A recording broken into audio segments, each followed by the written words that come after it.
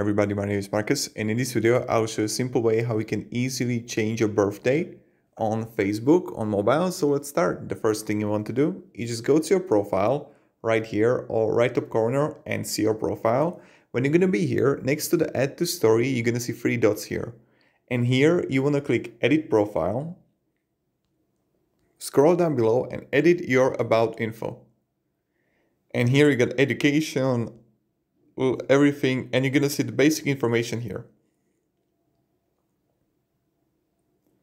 And click edit here. And now you're gonna see birthday and birth year.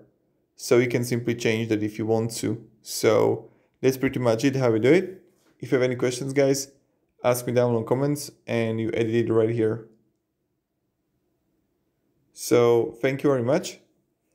Then you just click save and you got it. So yeah. Have a great day and goodbye.